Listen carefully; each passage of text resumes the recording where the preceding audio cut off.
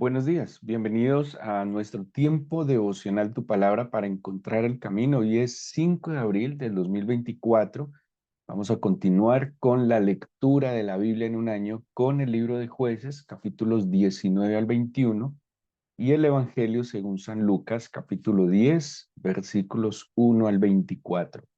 Jueces 19 al 21 y Lucas 10, 1 al 24.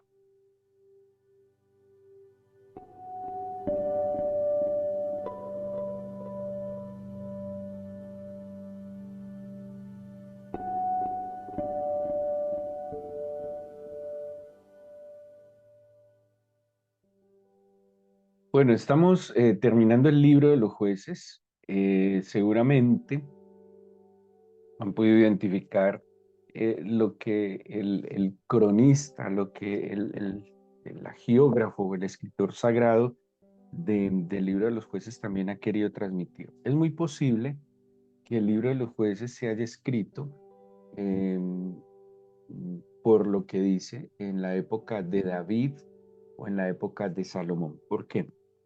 Porque para el pueblo de Israel, dentro de su historia, de las mejores épocas que vivieron fue el reinado de David consolidado y el principio de el gobierno de Salomón, porque fue un momento donde pues habían logrado tener victoria sobre sus enemigos, se había establecido el culto, ya fuera con David o Salomón, porque aunque David no construyó el templo, David se había restaurado el culto, había colocado a Jerusalén como el centro, no solo de gobierno, no solo administrativo, sino sobre todo era su centro de culto, su centro religioso. Dentro del libro de jueces que les mencionaba, por lo menos en unas 7 oportunidades, aparece algo que los comentaristas han llamado el ciclo del pecado, muy similar a las circunstancias lamentables que vivimos los creyentes, donde en un momento de crisis buscamos al Señor, el Señor nos escucha, eh, busca una manera de ayudarnos, ya sea a través de una persona, a través de una circunstancia. Cuando experimentamos alivio, como que nos bajamos la guardia, le damos la espalda, volvemos al pecado, el pecado trae consecuencias, dice, por ejemplo, Pablo, la paga del pecado es la muerte, implica la separación del Señor, y volvemos a arrepentirnos, a buscar el camino del Señor, así se llama el ciclo del pecado. Pues no quiere decir que veamos repetidas veces este ciclo en el libro de jueces, no quiere decir que sea la conducta que aprueba el Señor de ninguna manera. La Biblia nos exhorta a que por el contrario vayamos de triunfo en triunfo, de victoria en victoria y que logremos de la mano del Señor en el poder de su Espíritu, pues ir superando las cosas, creciendo y pues de la mano del Señor no tener que tener esos ciclos lamentables en nuestra vida, sino que vayamos creciendo, ¿sí? De bendición en bendición. Les decía por qué se cree que el libro de jueces se escribe años después, décadas después, incluso, de los relatos que están aquí, porque hay digámoslo así, otra fórmula constante que aparece en el libro, y es decir que en aquella época todavía no había rey sobre el pueblo, ¿sí? O sea que, acuérdense que en la época de Samuel es que Israel pide rey como los demás pueblos, pero ellos en la época de los jueces no consideraban tener un rey, simplemente tenían estos jueces y el escritor está asumiendo que esta época es lamentable porque todavía no tenían un rey sobre el pueblo de Israel. Ahora, ¿desde qué momento entonces creemos que escribieron esto? Desde un momento en que los reyes eran conforme al corazón del Señor. Ya cuando fueron opresores, cuando fueron nepotistas, cuando fueron eh, malos porque se apartaron del Señor, obviamente esa no era la mejor época que ellos pudieran tener como referencia de su vida. Ahora, estos últimos capítulos, ayer hablábamos de aquel levita el levita era apartado para servir en el culto al Señor, pero era tal la decadencia de esta época que los levitas o los sacerdotes o los servidores del templo se convirtieron en unos asalariados, profanaron la marca de bendición, la santidad con la que el Señor los había llamado, y veíamos un levita que pues es contratado incluso para un culto de idolatría, ¿sí? Un señor llamado Micaía. La lectura de hoy con la que terminamos trae la historia de otro levita. Este levita cuenta que tenía una concubina, la concubina lo dejó, él fue y la buscó amorosamente am, para que volviera a su casa, ella accede a volver con él y pues de esas cosas que cuando quería irse su suegro no lo dejaba, dilató un poco su regreso, salieron a una hora que no era, terminaron hospedados en otra ciudad de los israelitas, de la tribu de Benjamín, y, y pasó algo, o sea, era tal la depravación. En la Biblia, bueno, en la Biblia y seguramente en muchos escenarios de la humanidad, cuando hay un comportamiento, cuando hay una actitud que sobresale en un grupo de personas o cuando ciertas personas sobresalen ya sea porque son muy buenos en algo, porque son muy malos en algo, estas personas o estos grupos de personas se vuelven de tal manera referentes o referencias, pues que se vuelven parte de los dichos, ¿sí? Seguramente usted ha escuchado dichos que dice más malo que Caín.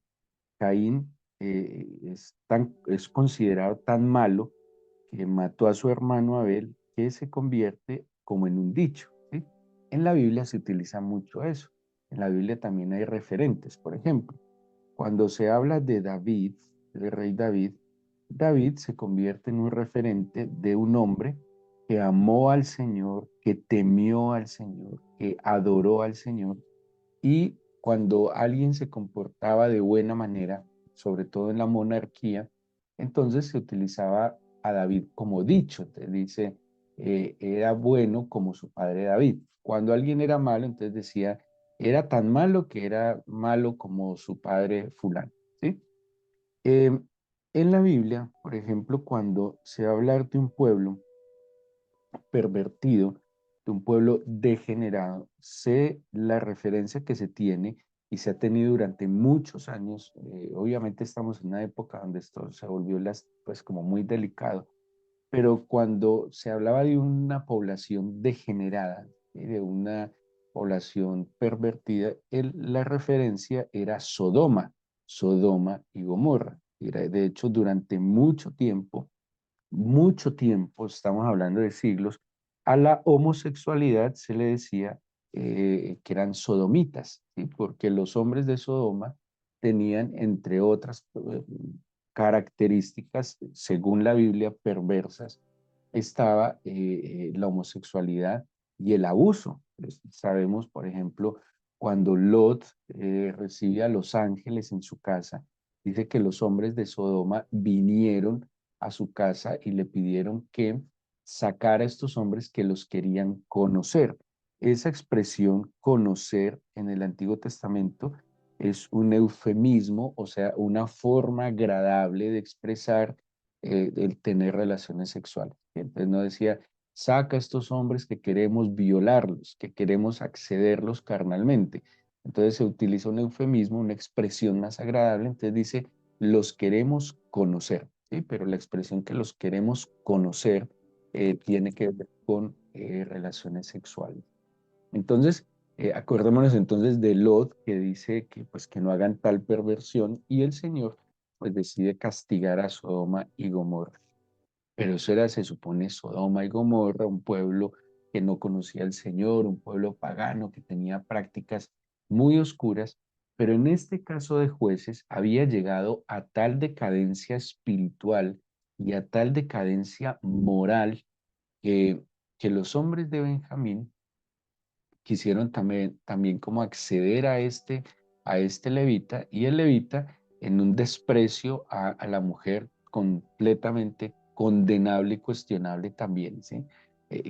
Aquí es donde insisto, no todo lo que está escrito en la Biblia podemos atribuir que es palabra del Señor. Hay unos relatos que nos enseñan circunstancias de consecuencias cuando yo busco, obedezco y sigo la dirección del Señor, pero también las consecuencias de no seguirlo. Todo eso está en la Biblia. El único ser perfecto que nos muestra la Biblia es el Señor Jesucristo y el Padre Eterno. El resto nos habla de seres humanos como nosotros, de seres humanos en condiciones, bueno, en esta condición precisamente de estar en este mundo, de ser vulnerables y frágiles, que también están luchando en su fe. Algunos cuando se conectan y se vuelven obedientes salen avante exitosos, pero también cuando le dan la espalda al Señor, pues van a fracasar y a sucumbir. Entonces, este libro de Jueces nos va a mostrar un extremo que es este hombre entonces saca a su concubina, abusan de su concubina a tal punto que ella muere del abuso que tienen estos hombres de ella, la dejan tirada en la puerta muerta después de haberla violado toda la noche.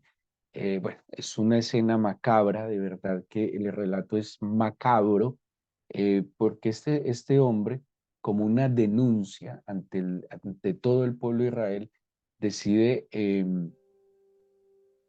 enviar como una manera de quejarse a los demás pueblos, y pues ahí les dejo la inquietud para que lo lean, porque quiero centrarme ahora en otro tema que tiene que ver con el Evangelio. Pero quiero es aclararles, si están siguiendo la lectura, si lo está haciendo con juicio y con atención, lo que el escritor también nos quiere mostrar. Esto es una época tan decadente que el pueblo ya no distingue entre su mano derecha y su mano izquierda, no distingue lo que es bueno y lo que es malo. Y aquí tenemos violencia, tenemos aberraciones, tenemos desprecio por la vida, desprecio por el prójimo, tenemos como una maldad en el corazón tan enorme como consecuencia de darle la espalda al Señor. Y, y vemos hechos de verdad macabros, que cuando usted lee eso parece una historia del presente que podemos ver en un noticiero o en uno de esos documentales horribles que a veces pasan. Pero ¿qué es lo que nos está mostrando el libro de Jueces? La decadencia de una sociedad cuando le da la espalda al Señor, donde el amor fraternal, que es el amor al ser humano, el afecto fraternal, el respeto por la vida, el respeto por la dignidad, el respeto por lo que el otro es, pues obviamente se cae completamente, y no valoramos ni al Señor lo que Él es, no hay temor de Dios en el corazón, y por eso no hay límites para la maldad. Eso es lo que nos muestra el libro de Jueces, que llega un momento en que definitivamente no hay límites, donde se rompen todos los paradigmas de lo que es bueno, ya no se distingue. ¿Y cuál es la razón fundamental? Haberle dado la espalda al Señor. Es que para que alguien haga lo malo, no lo va a hacer nunca de frente a Dios, lo va a hacer de espaldas al Señor. Y esa es digámoslo así, la radiografía que nos muestra el libro de los jueces. El Evangelio de Lucas, como les mencioné ayer, a partir del capítulo 9, el Señor está emprendiendo el camino hacia Jerusalén. Y ayer no leímos un versículo, pero es claro el versículo 51, porque dice así: cuando se cumplió el tiempo, estoy ahora en Lucas 9:51, estoy tratando de darles una orientación en su lectura personal.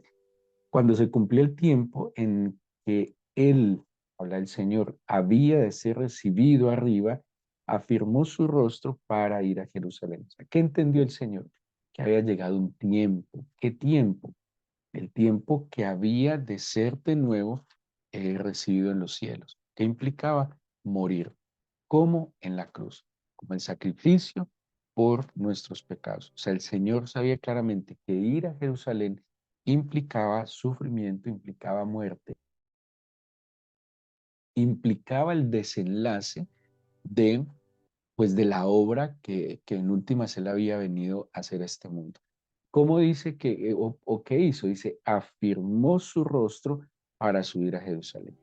Cualquiera ante este destino, propósito, tal vez hubiera huido, tal vez hubiera dilatado, pero no, él dice que afirmó su rostro porque él sabía que lo que tenía que hacer era agradable al Padre, pero sobre todo movido por el amor. Dice Juan en el capítulo 3 que de tal manera amó Dios al mundo que entregó su Hijo unigénito para que todo aquel que en él cree no se pierda y tenga vida eterna.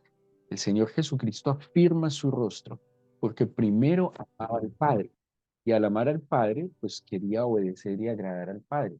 Pero segundo, amaba a la humanidad, nos amaba a nosotros.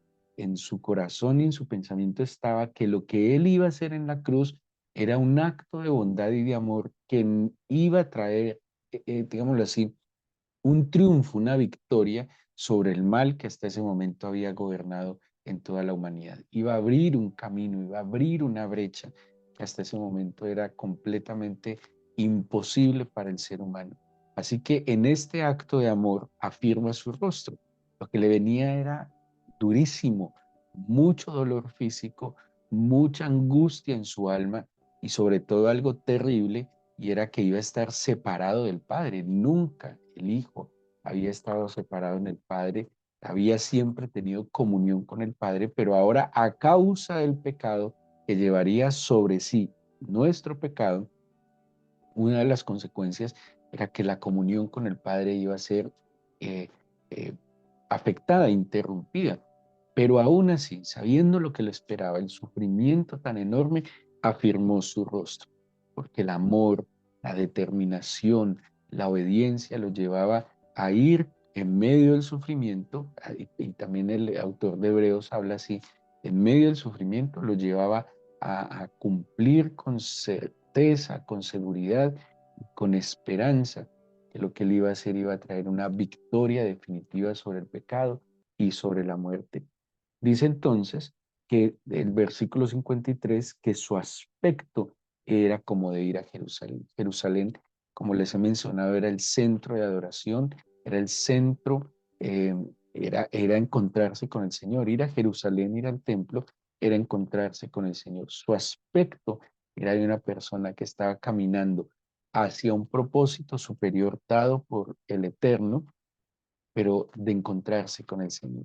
Y su anhelo era subir a adorar, y pues él iba a ser la adoración más grande que pudiera hacer alguien, que era entregar su propia vida por el Señor. Eh, en la Biblia vemos solo dos personas a las cuales el Señor le pidió literalmente la vida física, ¿sí? Hablamos del sacrificio. Isaac fue pedido por el Señor, ¿sí? Pero Isaac no tuvo que morir porque era solo una prueba de fe para Abraham, y el Señor Jesucristo.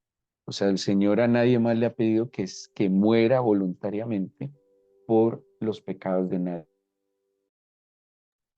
Solo el Señor Jesucristo y solo Isaac, pero Isaac como una imagen, como un tipo del Señor Jesucristo, pues por la fe de Abraham también fue rescatado.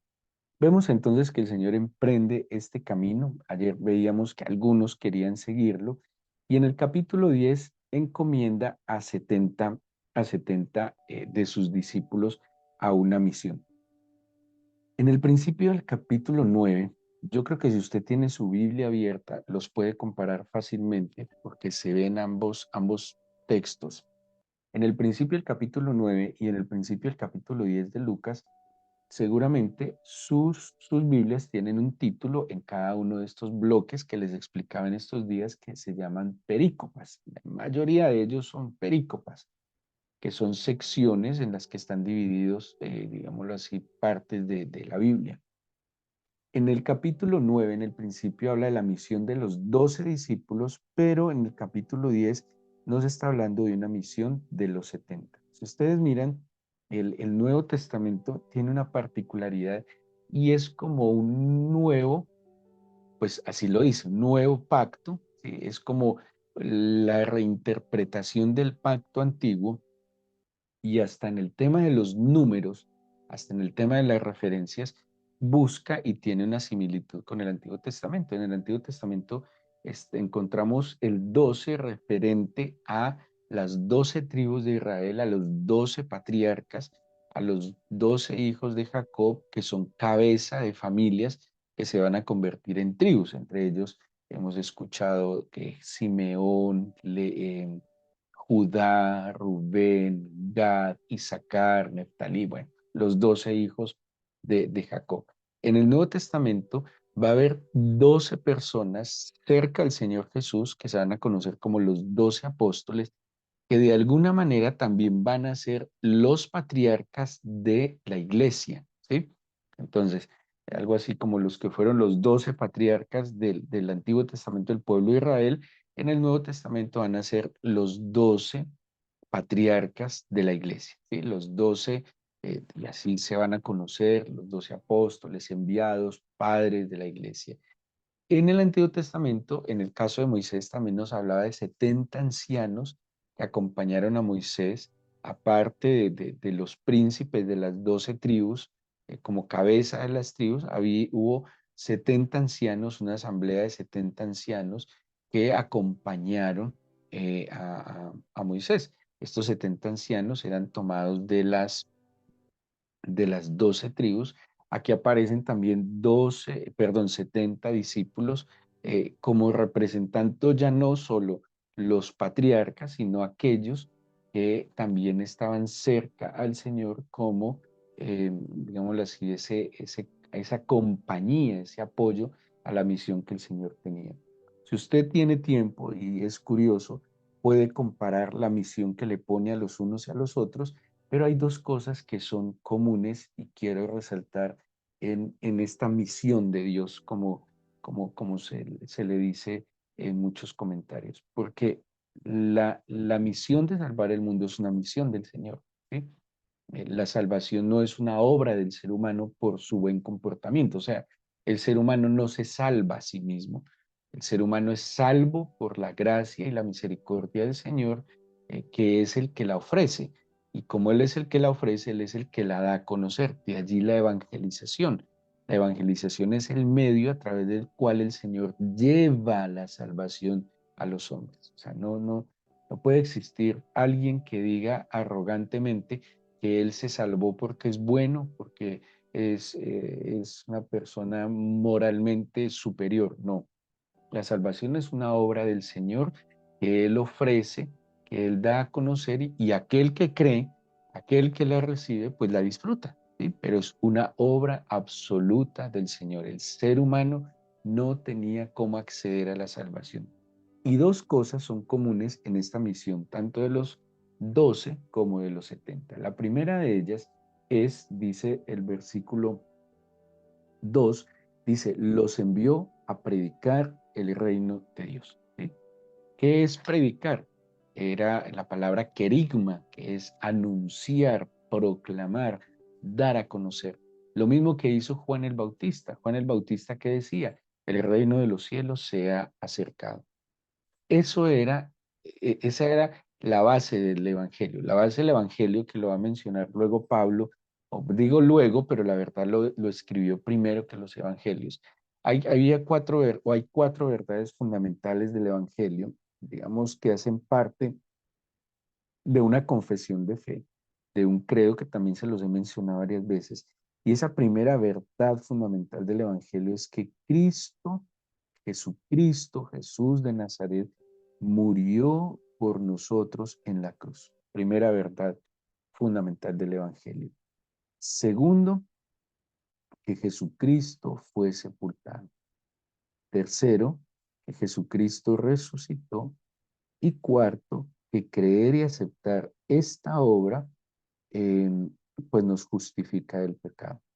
Ahora, antes de que Jesús muriera, fuera sepultado y y resucitar, entonces, ¿qué evangelizaban? ¿Sí? Porque estamos hablando de una evangelización antes de que el Señor Jesús muriera, fuese sepultado y hubiese resucitado. La misma predicación que hacía Juan el Bautista. ¿Y cuál era la predicación de Juan el Bautista? arrepiéntanse de sus pecados, enderecen sus sendas para que puedan recibir la oferta de salvación que les está dando el Señor Jesús. Nosotros estamos, en nuestro evangelio, digámoslo así, es mirar hacia atrás. Para ellos, a quienes era predicado este evangelio, era mirando hacia atrás, basados en las promesas y profecías sobre el Mesías, pero mirando hacia adelante, mirando en el presente, que tenían en el presente al Mesías, y mirando hacia adelante en el desarrollo del cumplimiento de las profecías. Yo creo que tenía que ser muy expectante, igual para los discípulos, tener los ojos en aquel que estaba eh, cumpliendo cabalmente las profecías. Y yo me imagino que cuando ellos vieron que fueron a la cruz, se asustan, Dios mío, el Mesías muere, pero cuando resucita dicen, ups, era absolutamente cierto, era verdad que él iba o él representaba el Cordero de Dios que quitaba el pecado del mundo. Pero lo otro que les manda, además de anunciar el Evangelio en el mismo versículo, es y sanar los enfermos. En el capítulo 10, en la misión de los 70, lo mismo les plantea el Señor cuando les dice que a donde vayan, les habla que vayan de ciudad en ciudad, preparando el camino de Él, pero les dice que a donde vayan, sanen a las personas, ¿sí? Dice, versículo 9, sanad a los enfermos que haya allí y decidles, se ha acercado a vosotros el reino de los cielos. O sea que dos cosas fundamentales hacían parte de esta misión: compartir, anunciar el evangelio, pero también sanar a los enfermos. Y me parecía muy, muy conmovedor esto, porque yo creo, cuando se habla de la palabra salvación, eh, en el Nuevo Testamento se usa una palabra que es sotería o soteria, y esa palabra salvación se usa también cuando se refiere a sanidad, ¿sí? Está asociada también a la sanidad, porque la salvación, digámoslo para explicarlo de alguna manera, es que viene la sanidad del Señor a mi espíritu, restaurando mi relación con Él. Sanar y restaurar. Y sanar es volver algo que está funcionando mal al buen funcionamiento. Entonces, un sinónimo de sanar es restaurar. Entonces, esta salvación, que en sí es sanidad, es restaurar primero mi espíritu en mi relación con Dios, pero también restaurar mi alma, o sea, sanar mi alma, sanar mis pensamientos, sanar mis emociones, sanar mi voluntad. ¿Y qué relación va a restaurar? Va a restaurar mi relación conmigo mismo, porque cuando la mente se enferma, entonces yo me lleno de miedos, de complejos, de inseguridad, de hostilidad, bueno, de tantas cosas que puede afectar mi alma. Y la sanidad que trae el Señor es para restaurar mi alma, mejora mi relación conmigo mismo, pero también con mi prójimo. Porque cuando mi alma está enferma, en depresión, en ansiedad, en hostilidad, en ira, pues obviamente voy a tener problemas en las relaciones con los demás. O sea que esta sanidad, salvación, restaura mi relación con Dios, restaura mi relación conmigo mismo y con mi prójimo, pero también restaura mi relación con mi entorno, ¿sí? Cuando hablo del entorno, ya no estoy hablando del prójimo, sino que estoy hablando ¿cómo digo? El mundo, pues la naturaleza, es a través del cual yo me relaciono con mi cuerpo. Eso es el anuncio del Evangelio, que somos salvos, y si somos salvos implica una sanidad integral a nuestro ser, espíritu, alma y cuerpo. Por eso, cuando el Señor los manda, los empodera, también al final del Evangelio de San Marcos dice, sanen las dolencias, echen fuera demonios, prediquen el Evangelio. Porque la vida espiritual, cuando hay afectación en la vida espiritual, la gente puede experimentar eh, posesiones satánicas, opresiones satánicas. El pecado está muy ligado a influencias espirituales malignas. Entonces, por eso habla de sanar, de liberar, de restaurar. Y esa es la obra que el Señor Jesucristo. Al final, cada uno después de esta misión le cuentan al Señor, algunos muy emocionados que porque los demonios se prenden, huyen. Pero Él les dice, mire, lo más importante de todo es que cada persona y ustedes estén inscritos en el libro de la vida. Conclusión, el fin principal y la razón de ser del Evangelio es que las personas se salven.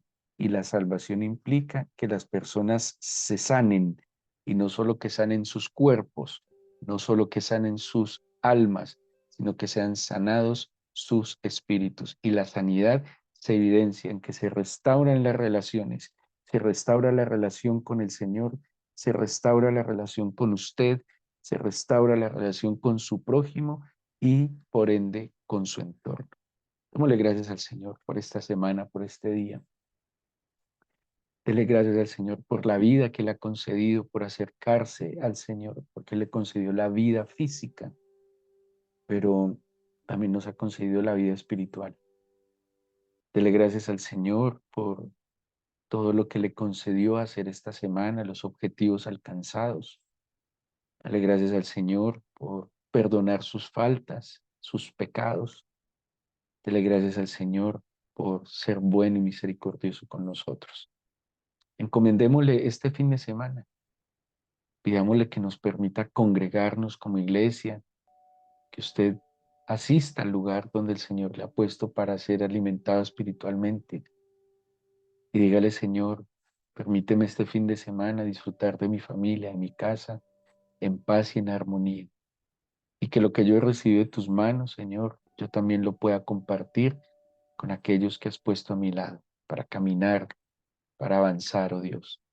Danos tu bendición y te pido que arraigues tu palabra en nuestro corazón, que siempre tu palabra como buena semilla halle el mejor terreno para que fructifique. Te entrego, Señor, este día. Te pido, por favor, que guardes nuestras entradas y salidas, que nos libres del maligno, que no nos haga daño. Y desde ahora bendecimos los alimentos que pondrás delante de nosotros. En el nombre de Jesús. Amén.